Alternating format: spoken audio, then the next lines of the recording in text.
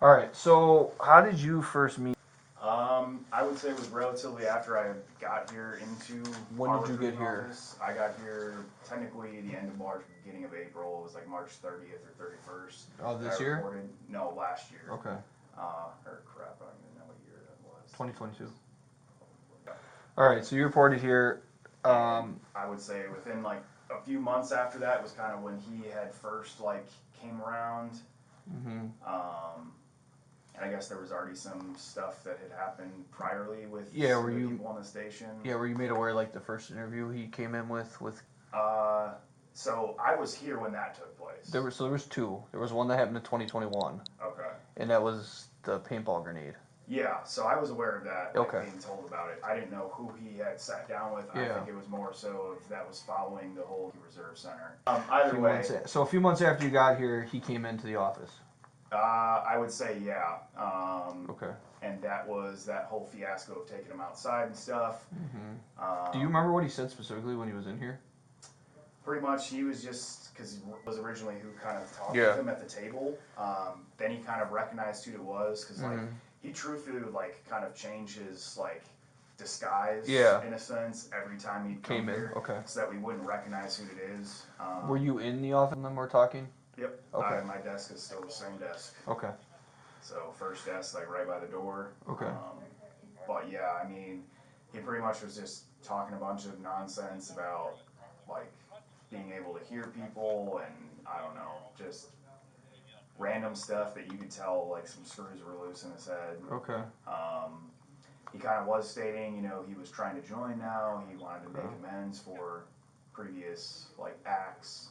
Okay. And we were like, that's cool, man, but you're literally like, you know, Because labeled as a domestic terrorist. Yeah, you say label as domestic terrorist. How did you guys come to that? Was that based on what he was saying in the paperwork? No, based on like what we've looked up and then when we talked at the FBI. Okay. Because following the January 6th stuff is I think when that finally went into play because at that point he was being tracked at like the federal level. Okay. And obviously at the end So of the the day, FBI told you guys he's labeled as domestic terrorist? yeah. Okay. And I mean, I think from what we could tell, you can Google search some of this stuff. Like, Well, yeah, the stuff he was saying, stuff like that. Okay. yeah. So he's getting weird. They have him step outside the boss. Who was the boss? Do you remember who the boss was at the time? Yeah, that was. Okay, he's gone now. Yeah, he just left in July. Oh, okay, so he has him leave. Yeah, so pretty much Reinwald was kind of done with the conversation after he figured it out. Gibbons was like right there in the area, obviously here at the office, so he kind of just was like, "Oh, hey man, you know they can hear you in here." Like, And they pull him outside. Yep. So he gets him outside. They sit on the bench that's right there out in front of the office. They kind of have a quick conversation more, and that's where Gibbons messed up and told him that there's a possibility of like waiver aspect or something like that, which he never should have told him. Okay. Because there's not A, but B, he just was trying to obviously just Get him give out him of there. something smart enough to get him out there. Okay. But it kind of backfired on us in the long run. Yeah. Because even with the conversation I had with him, that was brought up. And that And actually, let me take it back. Did he make any like threats or anything, any concerning statements while he was in the office? That second interview. No, not that time. That you remember or anything like that? Like, no. Because I know that I remember I heard because Edwards had an actual recording of him talking about, and where Reinwald says, "Oh, you're the guy with the paintball grenade." Yep. So okay, so you were there for that part of it. Yep. Okay, but he didn't like make any. I know like during that one because I heard him the recording. So he mentioned something about on paper, yes, I'm a domestic terrorist. Yeah, and so that's where we had asked him because it's actually a question we had to ask. But since we knew who it was, we were like, "Hey, isn't this kind of like your repertoire or whatever?" Yeah. And then that's where yes, he did fully admit to that it. he was a domestic terrorist. Okay, so you heard him admit to it. Yep. Okay. And so that was kind of weird. We were like, "All right, well, there's not much we can do for you." Okay. And just kind of explain the fact, like truthfully, like you're really not going to be able to join any branch. And then that's where Gibbons kind of messed up and was like, "Oh, well, there could be the chance for a waiver. You could like try to get some letters from your church, because he said he was pretty tied in with his church and stuff, but also was saying that his church didn't want him there anymore because he was getting too much into his freedom of speech." Yeah, there is a restraining order in effect for him from there. Yeah. So we were just trying to explain, hey, maybe if you get some letters from some people, you could try to get something reduced. I don't know. Okay. So we go into the second. You have contact with him again. When did you have contact with him again? So I mean, he had stopped by the office like a few times after that. Okay. The first time he was like outside with like the loudspeaker incident and stuff. With loudspeaker? Yep, and was trying to get people to sign some type of petition or something like that, but doing it directly outside of our office area in Okay. front of Guitar Center and stuff. Okay. Pretty much, I was the only one here at the office, as well as one of the Navy recruiters that had just retired. Okay. But he came over, talked to me, and I was just like, yeah, dude, we need to just get him out of here. Like, let's just. And the Navy recruiter went out and got him out of there, right? You didn't. He called the cops. He called. I'm saying you never actually went out and talked to him. At that time, no. Okay, so that's because I was told that the Navy recruiter did talk to him. Might have. Obviously, I didn't have. Because he'll come and ring the doorbells, and us and the Yeah. Navy are who he talks to the most. Okay, yeah, I didn't have any. No one had details on it, so you were. That explains it. So you were here when it happened. Yeah. No one else was. Nope. And then, Okay, and that explains the Navy recruiter and us getting involved. And Yep. then that's when you guys banned him from the property. we Or had from being tried- inside yep, here. So we had tried the Okay. property, and then that's where my only issue with the department was because you guys never disclosed to us that it was not just pushed down to office level only. Because like, We didn't know. yeah, but so there Yeah. was somebody up there who handled the investigation side to determine whether that was going to be like, Yeah. constitutional or not. And they determined it wasn't going to be, Yep. but that was never communicated back to us. So the last thing even that he was told and we were told is if he stepped foot on the property, that was going to be ground for trespassing. So at the time you guys told us that, we were under the impressions because we actually came back and arrested him the second time. Oh, I know, yep. Yep. So we arrested him, And that was when I called. and that's when you called. Okay. So then he comes back again. How long after this incident? I think it was like 2 to 3 months. 2 to 3 months. Okay. Yep. So 2 or 3 months he comes back. That was the whole orange jumpsuit, eye paint, the whole 9 yards. Okay. Yeah, which he still has. We found it yesterday. No way.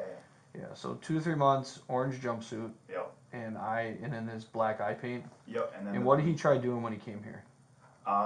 that was when he was delivering like the Dracarius style like note aspect Mhm. that I mean Did he It try was- coming in?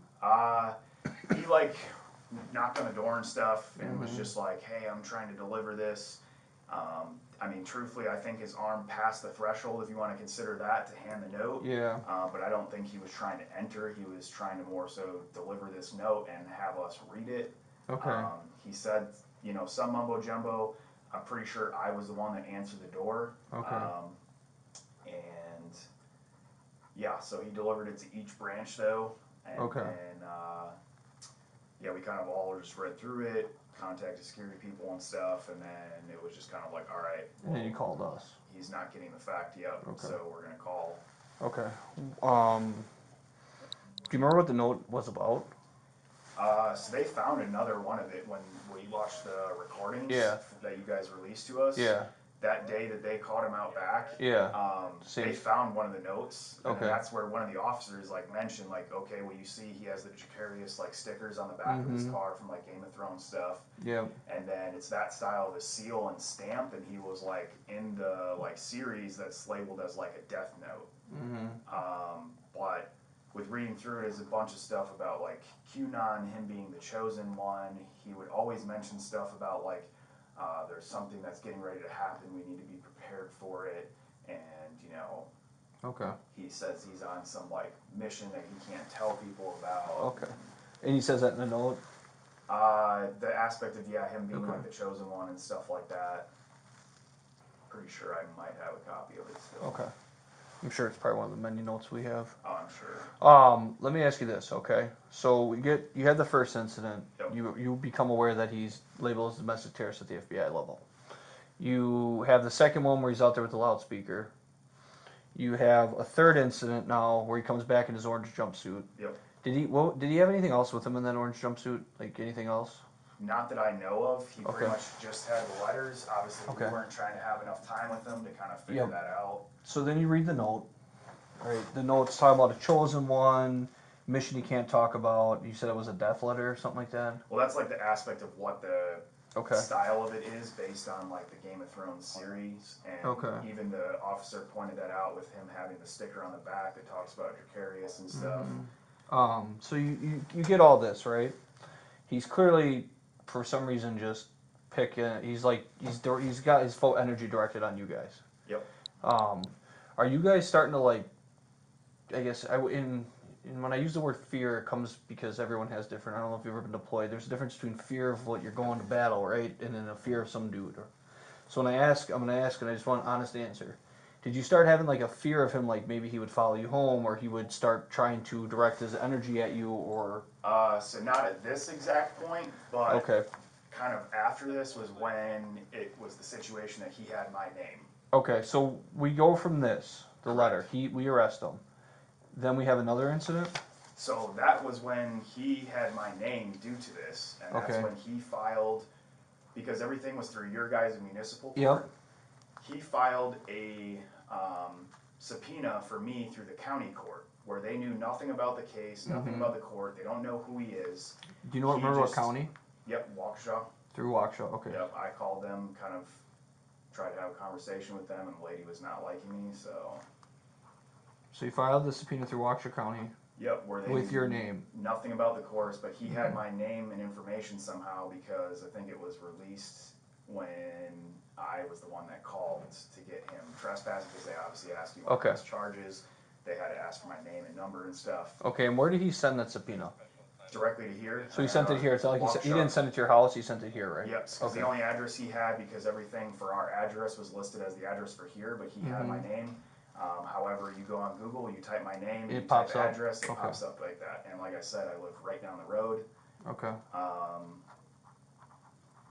But yeah, So he sends you a subpoena to you. I was told Kenosha County, but that's just a matter no, of semantics. Waukesha County Okay. Sheriff delivered Sends it. it here. Okay, so you get the subpoena. He files it through Waukesha County.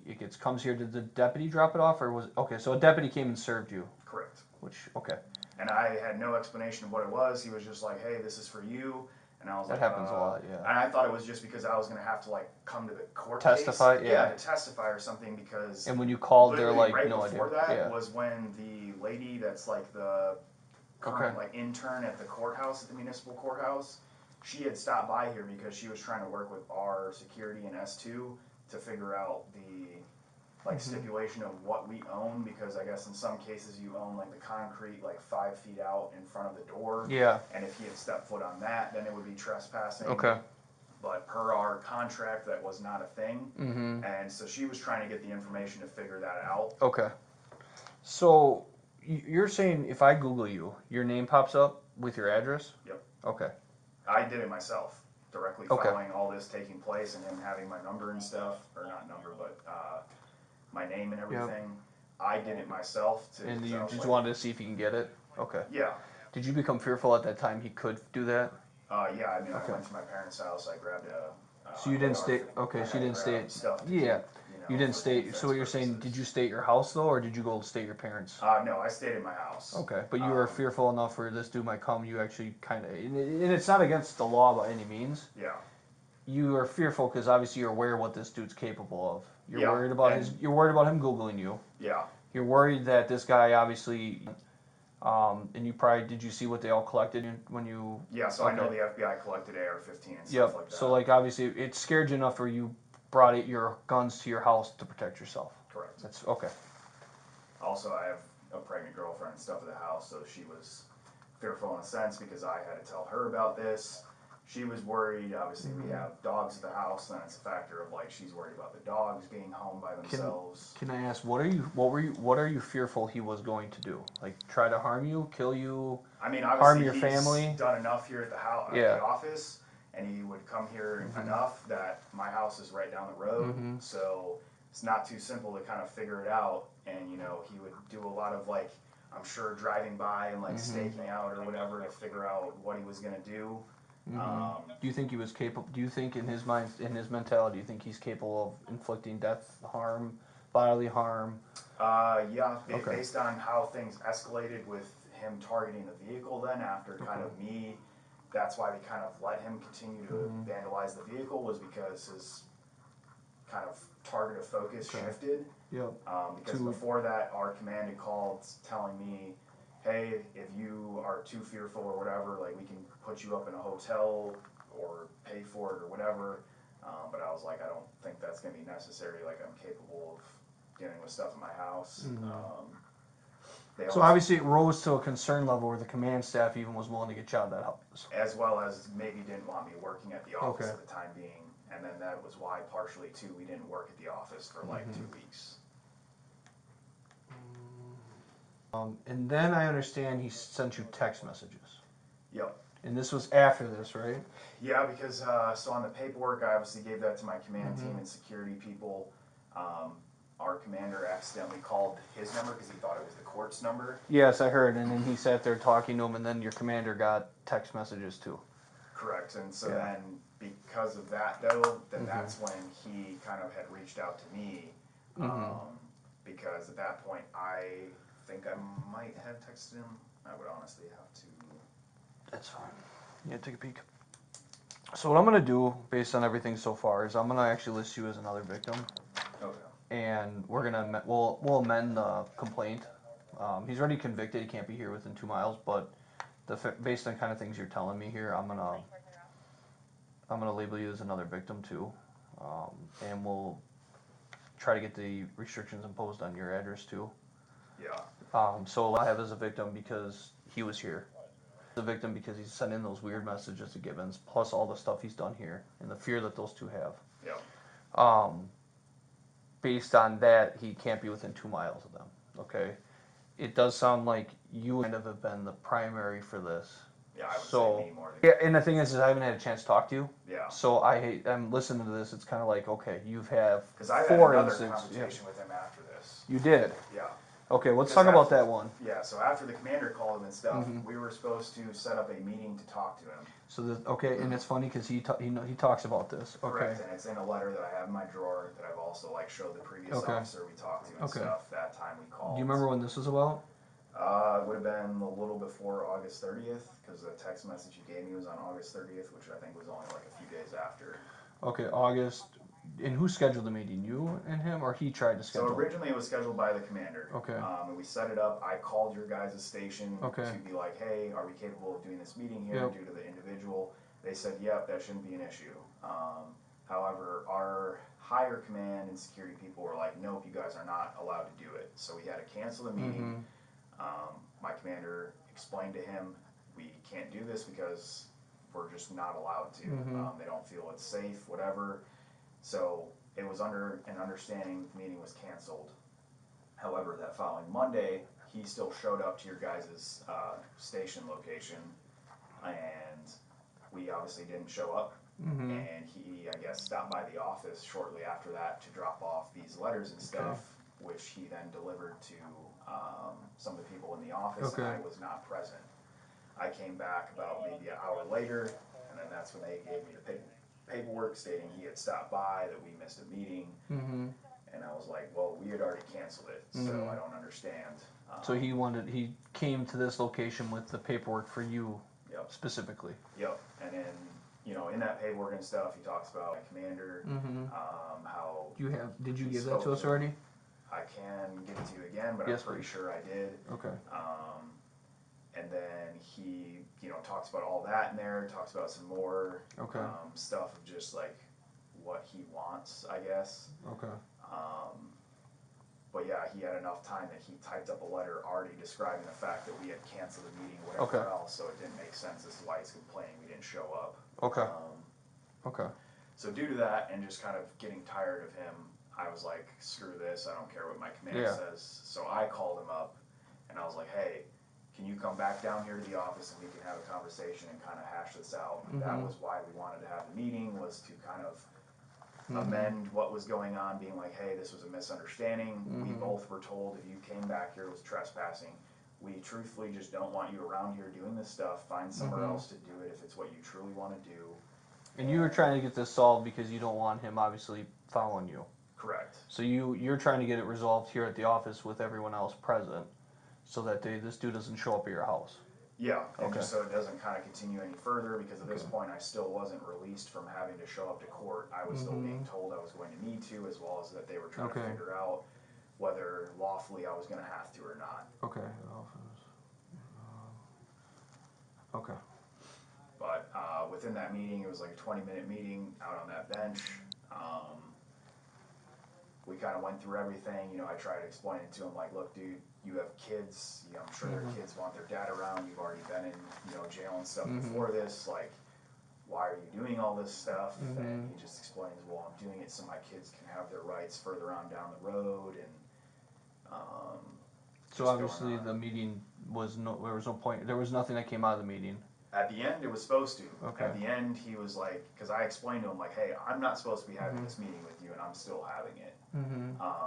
I was like, at this point, they have concluded we cannot press trespassing on you. They are trying to release the case, and they need you to sign this one piece of paper that they have emailed to you numerous times. Okay. Are you willing to sign it? And I had it there in hand because it's actually one of the papers he dropped off, was the printout of it. And he was all like, no, I'm not going to sign it. And I was like, all right, man, well, what's the game plan? He said, well, I'll go up to the courthouse and I'll sign it up there. Okay. Tried to ask him again to sign it on the spot, and he was just like, no, like, I'm going to go up there, it's fine. And I called the next day, he never showed up, he didn't sign it. Okay. And then you got the text messages? Yep. So that was the first one, and then the second one was what we kind of got like 2 weeks ago. So this is the first one, August 30th. Yep. And this is after the meeting. Yep. Okay. And then he's talking about sealing your fate. Okay. You're not a criminal. You were the key. You deserve a medal of courage, not anything else. Truly, thank you for your service. Okay. That was the most recent one. But yeah, he kept asking to have like a meeting with our, you know, higher up people, and I'm like, that's not gonna happen. And then obviously in the text, he brought it up again that he And wants, the second one was that October 5th. yeah, that was the most recent one. That was when he first started texting me and. And what time? What time those coming at? The August 30th was at 2:20 or 14:20, Okay. and then on October 5th it was at 14:08. 14:08. What number was that sent to? My work phone, which is 414. Okay. All right. What is your, after having the meeting with him, you get the two next text messages. What were your thoughts after you received those second text messages? Did you think he's back at it? That he's still doing he's like nothing's been resolved and he's still doing his antics? Well, so yeah, I mean, obviously dealing with all the vandalism stuff and him getting kind of caught for that was following that first text message. Yep. So yeah, I was just kind of like still progressing, and every time they would get worse, because at first, you know, it was just writing stuff on vehicles, then it progressed to him actually like doing the Belsom stuff, which that was another thing we've had prior stuff exactly like that happened that we reported. Did you take it as that he was targeting you specifically with this stuff? Well, so the prior officer was trying to ask if like we have assigned vehicles that he would have known that was my assigned vehicle or something. See, and that's the thing is I don't even care about assigned vehicles, but when you look at it after everything you've had contact with this guy, would you have taken it in your opinion that he was trying to do this as like a scare tactic for you? I mean, I don't know about specifically for me, because at that point he was like targeted on that vehicle, it seemed like. I mean, let me ask you this. After you had the second conversation, you had your bench thing, he sends you that message pretty much continuing his rhetoric, okay? Then we start having the damage out here. Yep. Okay? Did it cause you to fear I mean, yeah, walking, you know what I mean, walking outside and he's waiting for you, or you're gonna fear that he's gonna show up at your house still? Yeah. Okay. It's still like a factor. So it's still something that makes you fearful that this dude's like, holy cow, he's out there. Well, and then that's where I was saying, like, with him progressively getting worse, that was the factor of where I wanted guns in my house and stuff for protection, and then. So you went and got the guns at this point when the damage starts happening, or the first time. Following that. But you still kept them there because of the damage continuing. Yeah. Okay. And then, obviously, like, the factor of him doing stuff to this extent, like, well, then what's he gonna progress to next? Because since I was the one that he was kind of going after the most, and my house being like, it's not too hard for him to go over there and start doing stuff. I mean, I do obviously live off of a busier street. Even at the time, like, I didn't put it past the guy. He was doing stuff in like a smart enough way that you knew he was trying not to get caught. I mean, he was doing things in a way that they couldn't exactly catch him, I guess. How he was doing stuff. So it's just like, It's something. we had no proof to show it was him, but Yeah. we kept saying it is him. And then once the vandalism stuff started and using the cameras, that was when it was finally like, okay. It is him. Okay. All right. All right. I know they said they were going to try to make connections to all the prior times we mentioned. Yeah, I was able and- to. His interview, we were able to connect him to everything. Yeah. So the only thing he doesn't admit to is the valve stems and slashing the tires, because he told me it's an ongoing investigation that he doesn't want to talk about. Yeah, but he admitted it in the Yeah. body cam footage. I know. So So, it's like, but all right. Well, I'm gonna have you fill this out for me, okay? okay. You got a pen?